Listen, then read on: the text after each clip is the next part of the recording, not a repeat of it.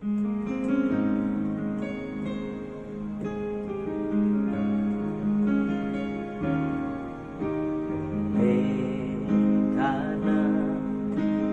kemurahan Tuhan ku ada sampai hari ini.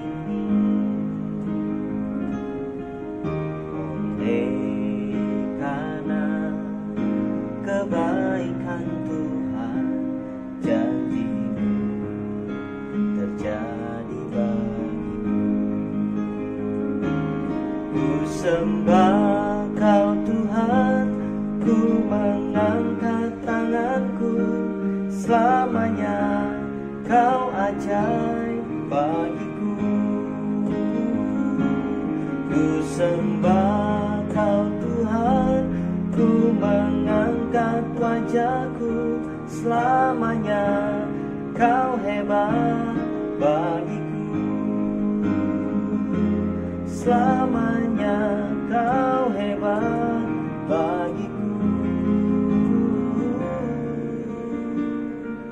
Selamanya Kau hebat bagiku.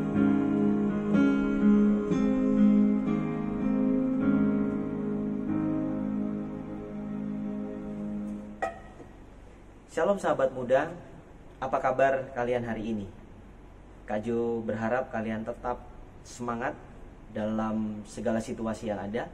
Dan mungkin ada satu kerinduan dari teman-teman yang hampir 2 bulan ini tidak bertatap muka dalam persekutuan pemuda yang seringkali kita lakukan setiap hari Sabtu. Tetapi biarlah ini bukan merupakan sebuah pembatasan kita untuk kita memuji, menyembah Tuhan. Dan kehidupan kita kalau bisa ada sampai hari ini, itu semua karena kemurahan dan kebaikan Tuhan, seperti lagu yang tadi saya nyanyikan. Teman-teman, di sore hari ini mari kita sama-sama merenungkan bagian firman Tuhan di dalam Efesus pasal 4 ayat yang ke-13 dan 15. Saya akan membacakan buat kita semua. Demikian firman Tuhan. Sampai kita semua telah mencapai kesatuan iman dan pengetahuan yang benar tentang anak Allah, kedewasaan penuh dan tingkat pertumbuhan yang sesuai dengan kepenuhan Kristus. Di dalam Kristus kita bertumbuh di dalam segala ke arah Dia yang adalah kepala. Teman-teman, kalau kita melihat situasi sekarang yang terjadi, mungkin membuat kita hari-hari ini bingung, kehilangan pengharapan.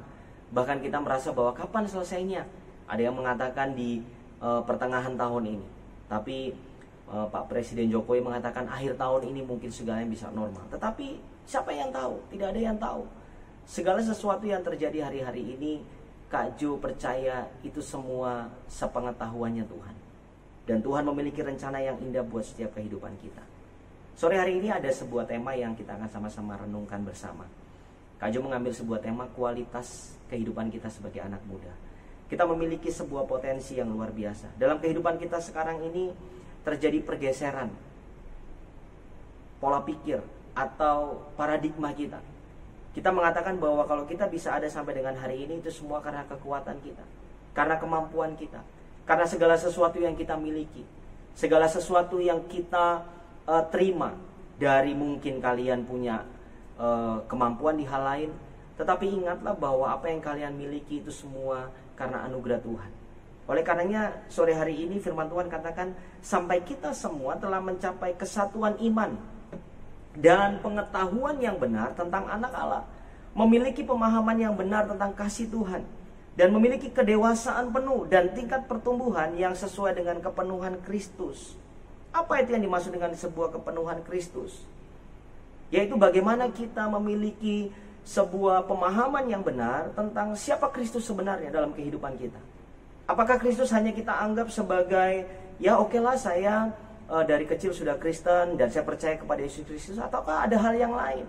Atau kita menganggap bahwa pada saat kita memiliki pengenalan yang benar tentang Kristus, kehidupan kita hari lepas hari, Tuhan akan membuat kita semakin hari semakin meningkat. Dari level yang terendah, naik kepada level yang menengah sampai dengan yang tertinggi. Memiliki sebuah pemikiran atau memiliki sebuah pengetahuan yang baik tentang siapa Kristus sesungguhnya dalam kehidupan kita. Kak Ju sangat percaya bahwa masalah yang kalian hadapi hari-hari ini seringkali membuat kalian lemah. Seringkali membuat kalian putus asa. Seringkali membuat kalian tidak tahan dengan hal-hal yang mengganggu pikiran kalian. Tetapi di sore hari ini Kak Jo mengajak kita untuk bagaimana kita benar-benar memahami kasih Kristus. Yang pertama adalah hidup seorang dikatakan berkualitas apabila ia mempunyai kedekatan hubungan pribadi yang mendalam dengan Tuhan. Pertanyaannya sekarang adalah, dalam masa-masa lockdown, stay at home, berapa banyak waktu yang kita berikan buat Tuhan? Adakah kalian di waktu-waktu kalian mengambil bagian saat teduh 5-10 menit mungkin, atau tidak usah lama-lama 5 menit saja, kalian memuji Tuhan, menyembah Tuhan, merenungkan firman Tuhan. Bahkan ada rema yang kalian dapatkan di balik kalian merenungkan bagian firman Tuhan itu. Kedekatan dengan Tuhan inilah yang akhirnya membuat kita secara emosional kita memiliki hikmat yang luar biasa. Kita tidak lagi menjadi orang yang gampang marah pada saat kita memiliki hubungan yang baik dengan Tuhan. Kita tidak lagi menjadi orang yang gampang tersinggung.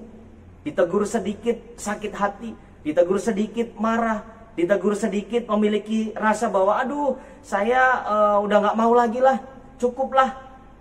Membatasi diri dengan segala pola pikir kita, bahkan asumsi kita. Teman-teman, saya mengajak kita masih muda. Mari kita membuka hati kita seluas-luasnya. Melihatlah kepada kasih Tuhan itu. Gesekan boleh ada, permasalahan boleh terjadi. Tetapi yang saya ingin katakan bahwa di balik setiap permasalahan atau gesekan itu, sesungguhnya harus ada ikatan yang semakin hari membuat kita semakin merekat. Masalah yang terjadi tidak membuat kita semakin renggang dan jauh, tetapi masalah yang terjadi akan membuat kita semakin kuat, memiliki unity, kesatuan. Sehingga jelaslah dikatakan bahwa seseorang dikatakan berkualitas pada saat dia memiliki hubungan yang erat dengan Tuhan. Jadi saya cuma mau katakan, kalian gak bisa berkata saya mengasihi Tuhan, tetapi bagaimana hubunganmu dengan sesamamu? Bagaimana hubunganmu dengan orang lain, dengan keluarga, orang tua, dengan mamamu, dengan papamu, koko, bahkan adik-adikmu? Apakah kalian boleh katakan kalian sudah hebat pada saat kalian boleh pelayanan dengan luar biasa, bermain musik, menyanyi, atau pelayanan lain yang mendukung pelayanan gereja? Sore hari ini mari kita sama-sama merenung di hadapan Tuhan. Dan kita mulai katakan, Tuhan, mungkin saya banyak salah dari segala tingkah laku saya. Mungkin saya banyak sekali menyakiti hati orang lain.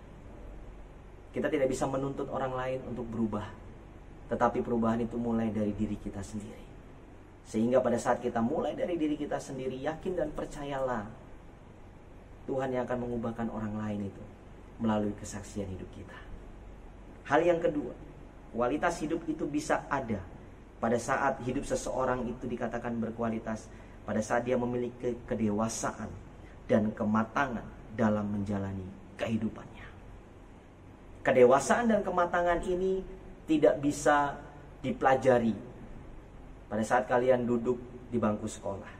Tetapi kedewasaan dan kematangan rohani kehidupan kita itu bisa dipelajari di dalam setiap pergumulan hidup kita. Orang dikatakan dewasa yaitu pada saat dia tahu bagaimana dia mengatasi atau bagaimana dia menyelesaikan sebuah masalah itu. Teman-teman yang saya kasihi, di hari-hari ini kita dituntut untuk lebih dewasa. Kita bukan lagi anak-anak yang hanya melihat pada saat mainan kita diambil oleh teman kita kemudian kita marah. Tidak. Pemikiran kita bukan hanya sampai situ, tapi bagaimana kita memiliki kematangan yang luar biasa. Kak Jo sangat yakin dan percaya, selesai pandemi COVID-19 ini, kehidupan rohanimu akan semakin meningkat. Jaga kualitas hubunganmu dengan Tuhan yang pertama. Yang kedua, mari kita memiliki kedewasaan rohani, kematangan yang tinggi, sehingga level kita bukan level dasar terus, tetapi kehidupan level kita akan terus meningkat. Kualitas itu akan dilihat bagaimana kalian memiliki kehidupan rohanimu semakin hari semakin baik. Tetap semangat, waktunya belum terlambat. Selama masih ada Tuhan, masih ada pengharapan. Selama masih ada Tuhan, kita memiliki kemenangan di dalam Tuhan. Jadikan hidupmu berharga di masa mudamu. Dan yakin dan percayalah, Tuhan akan menyertai kehidupanmu hari ini sampai selama-lamanya. Amin. Mari kita berdoa. Segala pujian, syukur kami naikkan di hadapan Tuhan. Kami mengakui kebesaran-Mu, keagungan-Mu dalam kehidupan kami. Sebagai anak-anak muda seringkali kami gagal, Tuhan. Sebagai anak-anak muda seringkali kami berpikir bahwa apa yang kami lakukan itu benar. Tetapi di sore hari ini, dengan firman Tuhan yang boleh kami dengar, kami memiliki kepenuhan Kristus. Kami memiliki tingkat kedewasaan rohani yang baik. Ajar kami untuk terus merendahkan hati kami, untuk kami boleh diajar, dibentuk menjadi anak-anak muda yang semakin hari semakin memunculkan kuasa Tuhan yang boleh terjadi dalam kehidupan kita.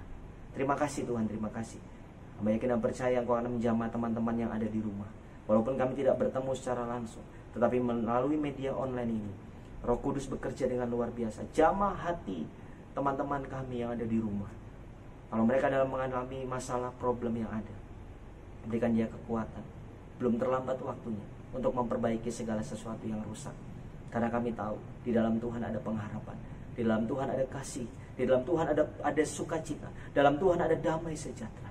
Dan bila kehidupan kami semakin hari semakin menyenangkan hati, materaikan firman ini yang singkat ini dalam tanah hati kami yang paling baik, sehingga benih itu boleh bertumbuh, menghasilkan buah, dan buah itu boleh dinikmati oleh banyak orang. Kami tidak akan menuntut orang lain untuk berubah Tuhan, tetapi perubahan itu akan terjadi melalui kehidupan kami pribadi dulu. Baru itu akan keluar menjamah setiap orang-orang yang ada di sekitar kami. Hamba berdoa biarlah kuasa Tuhan mengalir atas kehidupan teman-teman kami yang ada di rumah. Damai sejahtera Allah, cinta kasih dari Yesus, bahkan persekutuan Roh Kudus akan menolong, memimpin setiap hidup kita mulai hari ini sampai selama-lamanya. Amin. Tuhan Yesus memberkati teman-teman semua.